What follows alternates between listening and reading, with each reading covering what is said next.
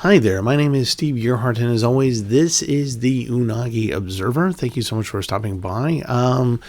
It is sad for me to say this is the last Unagi Observer episode of 2024. So we'll be back in 2025, sometime in probably second half of February or the first week of March. I'll let you guys know. But that's when the 2025 season will start. I'll talk more about the future in further on in the video, but I just wanted to kind of do a year in review. Wanted to kind of list what happened at the conventions that I went to this year and kind of talk about some of the anime, about 3 or 4 of the anime that I really enjoyed this year and I want to share with you. And then talk a little bit about the future of, or what went on with the channel, and then, the future of what's going on with the channel. So without further ado, let's start with the conventions.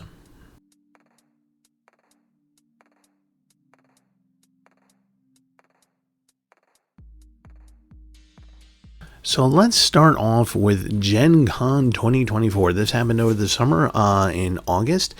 And I've been going now about 3 or 4 times and really loving Gen Con. Gen Con is a very well organized event. It does have an anime component, but this is really about gaming.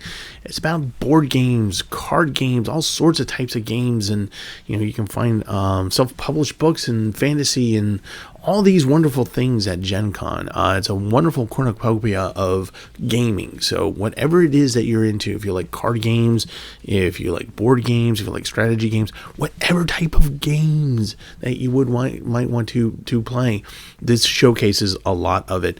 And it's just fun at Indianapolis, and we take over the convention center and Lucas Oil Field. Yes, for those of you who are football fans, yes, we actually play games down on the football field. It's kind of cool. As usual, had a great time, but with a little different thing going on this year. Actually did an anime panel this year at Gen Con. Did my first panel there for the first time. A historical anime kind of thing going on. A bunch of different historical events and animes that are attached to them.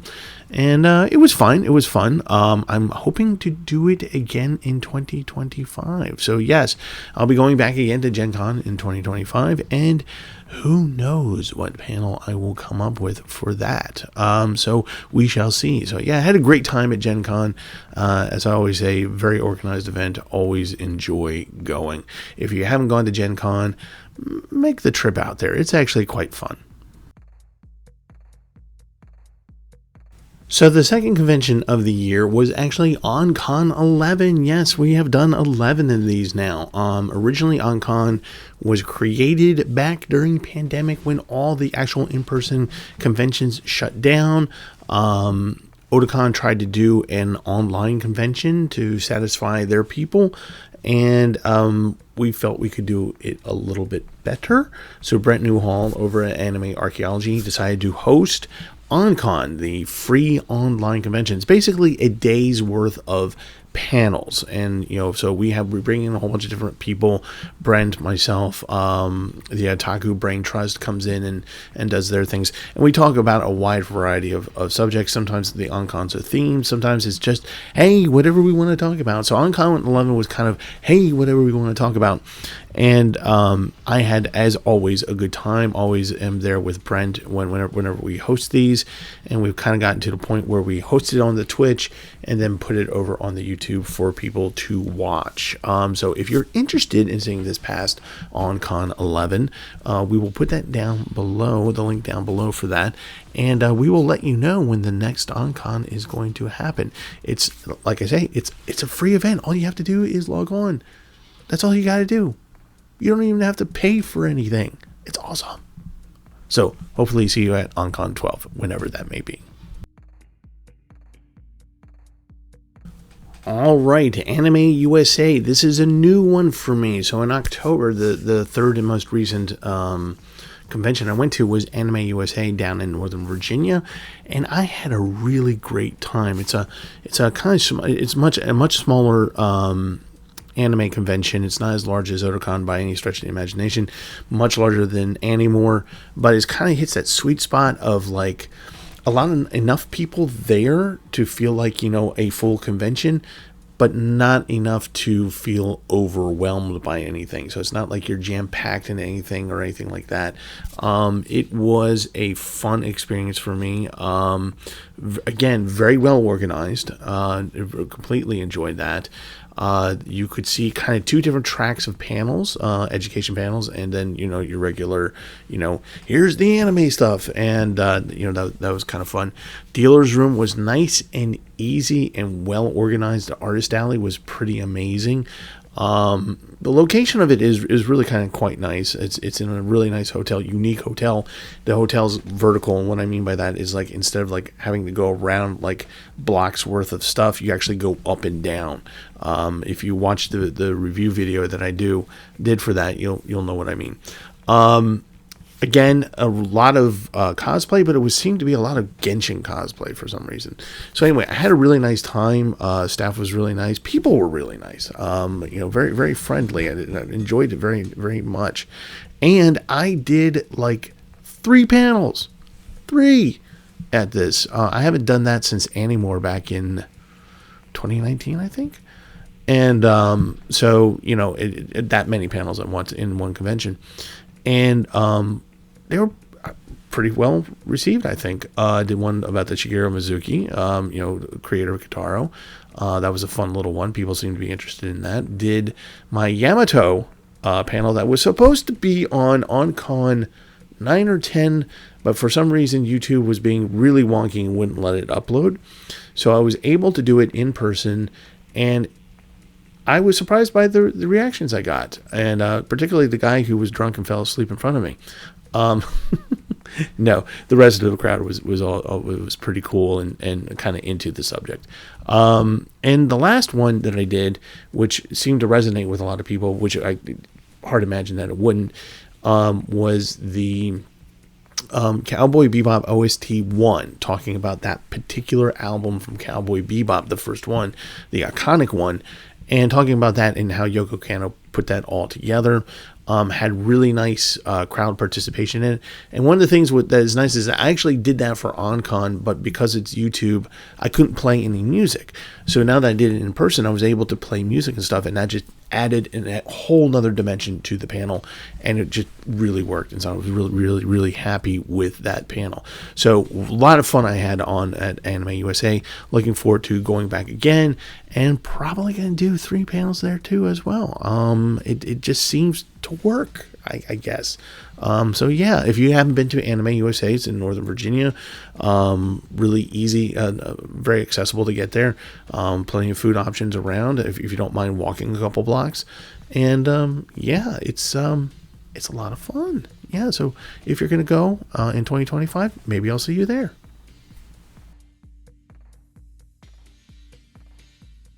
Okay, so I want to briefly talk about about 3 or 4 anime that I really enjoyed this season. Some of them are older anime, some of them are reboots, some of them are new. So I just kind of want to get into it and just talk a little bit about each one of them. It's not a deep dive or anything like that, but just kind of want to give you my impressions of these particular anime that seem to shine out for me this past year. Next up is one that I've been meaning to get to for a long time and just never got to it until this year. It's Golden Kamuy. I'm a big history buff. I enjoy these kind of things where like people kind of take an event in history and try to work it into a plot, a fictional plot. And this is one of those stories. It has to do with right after the Russo-Japanese War of 1904-1905. And Golden Kamuy is this one soldier who has been pensioned out, and he's kind of making his way through Hokkaido, the northern island. And he comes across a myth of where the locals, the Ainu, have this myth that this guy took all the treasure, the gold of the Ainu, and hid it in a place so that it would be used for the Ainu in the future, so they could have their own, tribal civilization. So he's a former soldier, and he is the immortal Sugimoto, which is he seems to be really hard to kill, and he seems to heal a little bit more quickly than other people. So he comes across this girl who is from an Ainu tribe, and she agrees to kind of help him out because she has some connection to this myth. And so the two of them embark on this, and what it turns out to be is that there's a small army of these guys, kind of like Sugimoto, who were pensioned out, and they're kind of like, no, we're going to show the Japanese government what's what for having abandoned us. So we're going to take over Hokkaido, and this is going to be our own nation. And so, but it sounds good, but the guy leading it is kind of evil. So there you go. There's the plot.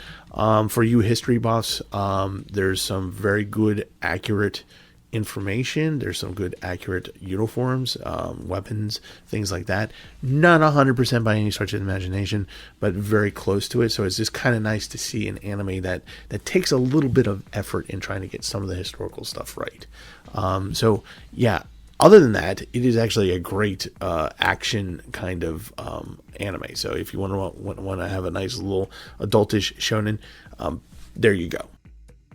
All right, let's start with Yatagarasu. The Raven Does Not Choose Its Master. So for those of you who know me, I love imperial court dramas, whether they be Japanese, Chinese, Korean, whatever. I love court dramas, live action, anime, doesn't matter. I really, really enjoy them for some reason. That's my wheelhouse. It's my guilty pleasure. So this particular anime has to do with Tengu and ravens. And basically, it's in a world where they're actually ravens that turn into humans, and they prefer to stay in human form. So it's not the other way around where humans turn into ravens. It's that the ravens want to turn into humans, and that's the way they want to be. These ravens are giant. They're large sized, and they have 3 legs, not 2, 3. And so there's this court drama of basically in this kingdom of these the ravens and Tengu, they have like basically 4 kingdoms: north, south, east, west. And every so often when they're switching over from one emperor to another, there's this court drama of they send the daughters, each one sends their daughters in retinue to this one particular imperial palace, and they play their little games and do their little things, and it's power plays and stuff like that for the women. And of course, the guy who's going to be the next emperor picks up this guy, this kid, who seems to be kind of smart and, but he doesn't really have a whole lot of ambition, but he kind of seems to know how to navigate things a little bit, and makes this kid his advisor and starts teaching him how to be an advisor.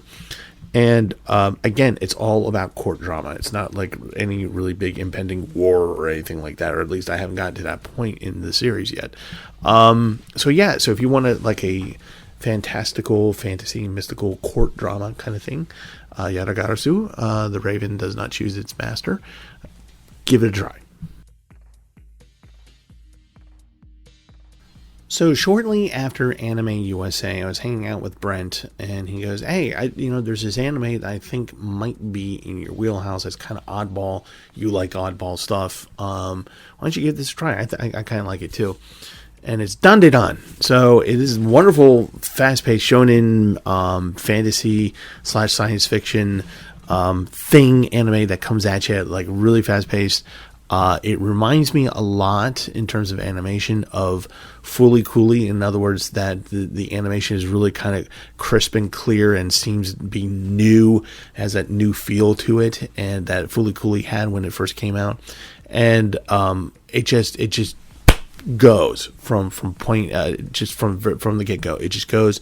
And so there's this girl and a guy, and they're like, the girl's pretty popular, or kind of on the popular side of the kids. The guy is, of course, a nerd, and he believes in UFOs and stuff like that. She believes in ghosts, and they both kind of argue it, and then finally they dare each other to do things, and things happen. So the girl's mystical powers wake up, and she's like, "Oh crap, I have these things I have to deal with." And by the way, her grandmother, who looks like she's 25, is a priestess, a local priestess, and and she's abducted by aliens, and that's how her powers wake up. So she becomes a believer in UFOs. He doesn't believe in ghosts, and then he gets in trouble with Turbo Granny, which is this awesome villain who gets encapsulated into a cat. You have to watch it. in order for that to make sense. And he turns into this like really cool kind of suave demon guy, and you know, things happen. It's a wonderfully chaotic, fast-paced moving anime. You're not going to get bored with this, but you have to like action. You definitely have to like action. So I hope you get a chance to see it if you haven't already. And also, I really do enjoy the opening song. So yeah, there you go. Dan de dan. So, last but certainly not least, they did a reboot of Ranma 1/2. Kind of biting my fingernails at, you know, as it was announced and waiting for it to appear. You know, we're all trying going, how are they going to do this? How are they going to set the tone? What stories are going to be involved? Is it going to be a rehash of the old stuff? What's going on with it? And so there's always that worry when you have a reboot that it's gonna suck, right? Well, it doesn't. Okay, Ranma 1/2 does not suck at all. I'm a big fan of that series. It's one of the few things like Meisane Koku by the same author, where I read the manga first and really enjoyed the manga, then got into the anime. And like episode 1 was like almost panel for panel of the first volume, so it was kind of enjoyable. And the nice thing they did is that they didn't even try to set it into current times. They just said, okay, this is 1983, here's the story, boom, we're gonna go. So they're just basically updating all the animation, which is really good, interesting colors, pastels, very clean, fun. It's kind of shonen-y, rom-com kind of stuff going on, and it's just up to the point that where I'm at now, they have been pretty faithful to the manga. Now we know that the stories are going to change over time, so we'll see what happens. But I think what they're trying to do is get like the basic storylines done, and then they'll get into the new stuff. And I have confidence in the new stories. If they're giving it such a good treatment on the original storylines, I think this is going to wind up to be one of the top animes in the 2000s, in the 2010s, or 2020s now, actually. Kind of get with the times. All right, so yes, Ranma 1/2. And the best part of this is that if you're new to Ranma 1/2, if you've never seen the old anime, if you've never read the manga, that's okay. That's really okay. You can jump right on in and enjoy it. And that's to me a mark of a really good anime, is when you, even if you base it off of something else, if someone who's totally new to it can just watch it from episode 1 and buy into it without having to know other stuff, that's good. That's quality to me. So we're definitely getting quality out of Ranma 1/2. So please, please, please watch it.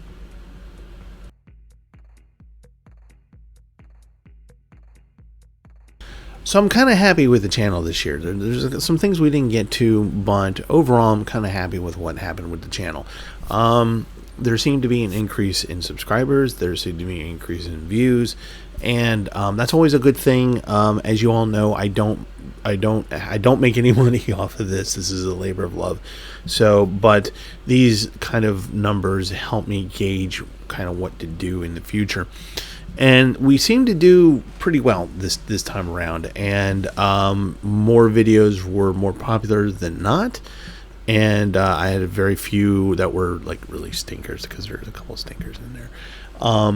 As always, you guys seem to love the GIF attacks for some reason. That when I'm not feeling well or something, and I throw something out there.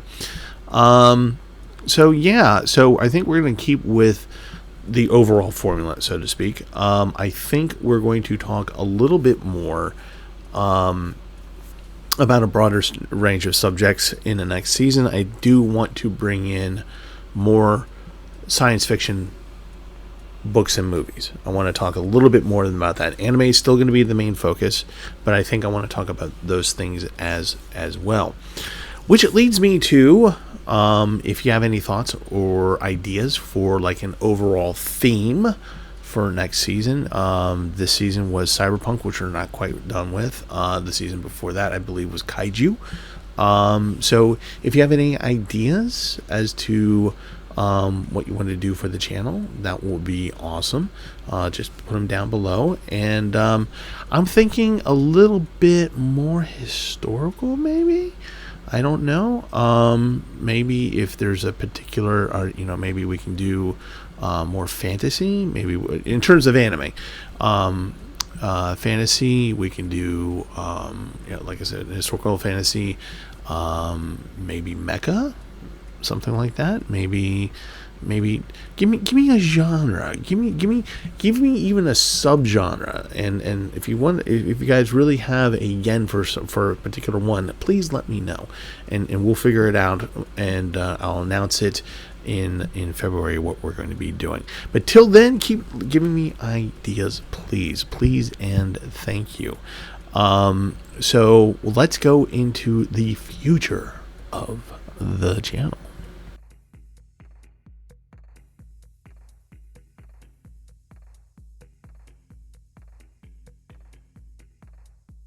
So basically, this is the last one for the 2024 season. For those of you who are new to the channel, I do these in seasons. 2025 is going to come up. I usually start the actual season somewhere between mid-February and the beginning of March. That's not going to change. That's going to be the same timeline. Basically, what you're going to get from between now and then are what I call the filler season, the filler videos. These are small videos that I'll throw up there. They may be AMVs, they may be short little talks, they may be me rambling on about something or doing something odd, nerdy, whatever. So there's going to be videos coming up every week as normal. They're just not going to be as like this. They're not going to be as much of a review. They're not going to be a topic heavy. It's kind of like whatever's happening in the world at that time. I might be in a place in a hot pot that just opened up down in Fells Point here in Baltimore, and maybe I'll make a video about that, like just a video of things boiling in water. I don't know, but you get the idea. So it's kind of fun, little weird, odd and odds and ends coming up. In the meantime, I do have another channel that's called Unagi Steve. Now, Unagi Steve is more along the lines of esoteric kind of stuff. I put a lot of concert stuff over there. So if you want to check that out, the link will be down below. For example, I have Baby Metal. I saw Baby Metal at the Anthem this past year, and it was a really good concert. So there's stuff like that they're going to go on there. Also, I'm going to be talking about things. Actually, there's going to be a video coming up. Actually, not coming up. It's up now, where I talk about the cool stuff that Anna gives me. So for Christmas, I got some stuff like the Screaming Goat and the Pickle Yodeler. You're gonna have to go to the Unagi Steve channel and watch that video. It's the latest channel, or it's the latest video. So so there you go. So that's what the channel's gonna look like. The big thing though that we're gonna do between now and when we start the 2025 season is we're gonna wrap up the Cyberpunk theme. So I've got one more review to do and to do a watch. I don't know what the movie's going to be, if it's going to be anime, live action, or a show, a series of episodes. We shall see. But that will happen. I'll give you an announcement. I'm going to try to put it on a Saturday night. No promises. It'll probably have to be on a Sunday or something like that. Or it might even be a weekday. We'll see. It just so happened that this past December, just between my job and my health, I just couldn't get to it to do it a good enough job that I would have felt you wouldn't have been cheated on. So that's why I didn't do it. But we will have time and effort to be able to give you that. We're also going to talk about in mid-January, we're doing the Roanoke Retreat. Yes, for those of you who remember last year, Brent and I went down to Roanoke to see John, and we had a little retreat down there, a little anime retreat. We're going to do the same thing. We're going to meet up in Roanoke, but then we're going to drive outside of Roanoke to an Airbnb, and we're going to watch a whole bunch of anime. We're going to spend a weekend in this wonderful location. You will see all about it. So those are the two big things that are going to happen during the filler season. So please keep watching this channel during that time period. We got some interesting stuff coming up. Speaking of interesting things, not necessarily to this channel, but also to anime archaeology. As you know, that Brent, John, and I do deep dives into anime. We have season 2 of the deep dives in the can. Brent is editing them, and we're going to start releasing them here pretty soon. I think in January, sometime in January. I'm not 100% sure. I'll let you guys know. We're going to try a slightly different format, but we'll let you guys know how that works, and hopefully it'll be really, really cool, because we're trying to get away. We're still going to show the normal stuff that we show on YouTube, so you're still going to get all that good stuff, same as always. How we do it on Twitch is probably going to be a little bit different, to the point where we may not be using Twitch. That's all I'm going to say about it. But please keep coming back here for updates on that, because we would really love you to watch it, because we have done deep dives on Anne of Green Gables again, because you all seem to love that over there on Anime Archaeology.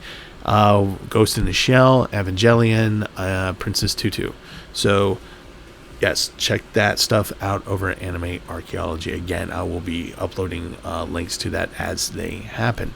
So yeah, that's kind of the future of what's going on here. I'd like to thank you very much for watching this season. I appreciate it very, very much. Thanks for watching. Thank you for subscribing, to all you new subscribers out there who have been coming on board this year. Thank you so much. I hope to keep on going and keep you happy. And yeah, so have a great new year. Happy New Year. I will see you in the filler videos in January. And as always, stay healthy, because I love you guys. And even more, watch more anime. Happy New Year.